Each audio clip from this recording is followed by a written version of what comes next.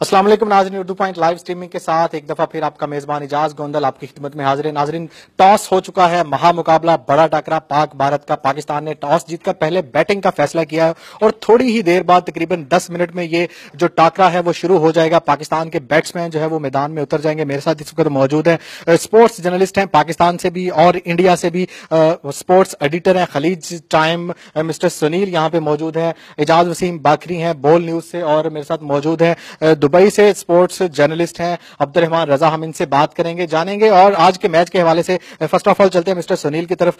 Sir, क्या लग रहा है, बड़ा मुकाबला, पूरी दुनिया की नजरें इस मुकाबले पे, टॉस हो चुका है, पाकिस्तान ने टॉस जीतकर पहले बैटिंग का फैसला किया है, कैसा समझते हैं इस फैसले को? ये सबसे बड़ा मुकाबला। एक जमाने में कहा जाता था कि क्रिकेट में एशेस इज द बिगेस्ट।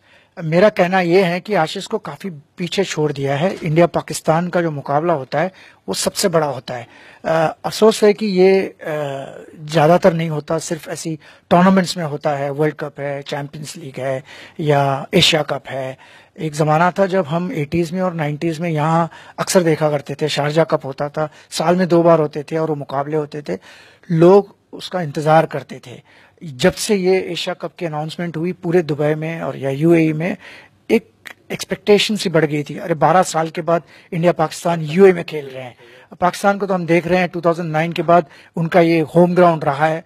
तो यस, मुकाबला सबसे बड़ा है। क्रिकेटिंग सेंस में भी आप देखें तो ये दोनों टीम बहुत ही बढ़िया टीम है और उनका जो मुकाबला होता है वो भी टक्कर का होता है। काफी प्लेयरों ने कहा है, एक्सेप्ट किया है कि नर्व्स एक अलग सी होती है जब हम इंडिया पाकिस्तान खेलते हैं। कोई भी टीम हो, अंडर 19 हो, ये हो, तो यस, सबसे बड़ा मुकाबला है। देखना है मुकाबला कैसा होता है। टॉस जीत के पाकिस्तान, सरफराज ने जो बैटिंग ली है वो बड़ा लॉजिकल है। एक्सपेक्टेड था कि वो बैटिंग करेंगे, तो देखना है। फिर भी बहुत ही बड़ा टोटल करना होगा, क्योंकि कल अंशुमन रथ ने कहा था कि मैच के दौरान उसने शिखर धवन को ये कहते हुए सुना, धोनी को, कि लग रहा है कि 286 कम पड़ेगा, 340 चाहिए था।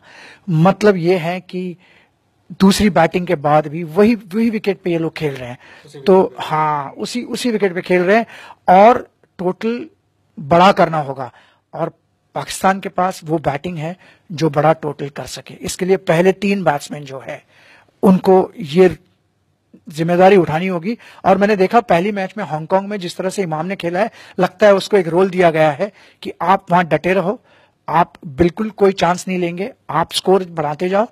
जैसे कोई भी क्रिकेटर होता है जो इस लेवल पे खेलता है, वो आखिर में पेस करके इनिंग्स के रन रेट बढ़ा सकता है।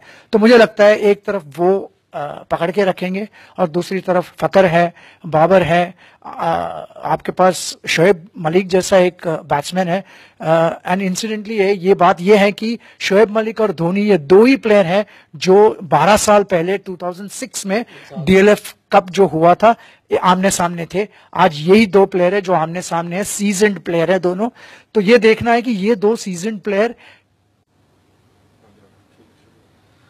इजाज, आपको क्या लग रहा है, टॉस जीतकर सरफराज का जो बैटिंग करने का फैसला है इस कंडीशन में, कंडीशन को देखते हुए कैसा फैसला देख रहे हैं और किसके हक में जाएगा ये फैसला? देखिए, मेरे ख्याल से पहली बैटिंग बड़े एक टफ वेदर के अंदर खेली जा रही है, क्योंकि कल जब इंडिया ने भी बॉलिंग स्टार्ट की थी तो गो के सीनियर बॉलर्स इंडियन टीम में शामिल नहीं थे, लेकिन फिर भी 174 के ऊपर हांगकांग की टीम चली गई थी। तो मेरा ख्याल है कि जैसे सुनील भाई कह रहे थे कि बड़ा स्कोर करना पड़ेगा। सरफराज के साथ जो मेरी बातचीत हुई थी, कल मैंने सरफराज का इंटरव्यू भी करके भेजा था ऑफिस, तो उसमें सरफराज कहते हैं कि अगर हमने टॉस जीतकर पहले बैटिंग की तो हम 300 रन करेंगे। तो मेरा ख्याल है ये इस मैच को डिफेंड करने के लिए शिखर धवन ने कल शो किया है। ठीक है, कादिर यादव अच्छी बैटिंग कर लेता है, धोनी बहुत अच्छी बैटिंग कर लेता है, ऊपर से फिर रोहित शर्मा और मोहम्मद आमिर 3 मैचेस के अंदर तो हम उसको 1 ओवर में आउट कर चुके हैं। लेकिन अगर वो विकेट पर स्टे कर गए तो फिर पाकिस्तान को कम से कम 320 रन से ऊपर बनाने पड़ेंगे। और उसके लिए सिर्फ सारा इन्हिसार फखर जमान के ऊपर करना भी अच्छा नहीं होगा। शोएब मलिक एक अरसे से उनके ऊपर बड़ी एक इनिंग्स ड्यू पड़ी हुई है, उन्होंने खेलनी है। कप्तान सरफराज अहमद ने हमें चैंपियंस ट्रॉफी नहीं है तो सीनियर इंडियन बॉलिंग लाइनअप नहीं है तो हम इजीली कर जाएंगे। बड़ा टफ है और सेकंड इनिंग्स में बैटिंग बड़ी आसान हो जाती है। बुमराह खेल रहे हैं, खलील को ड्रॉप किया गया है और शार्दुल को ड्रॉप।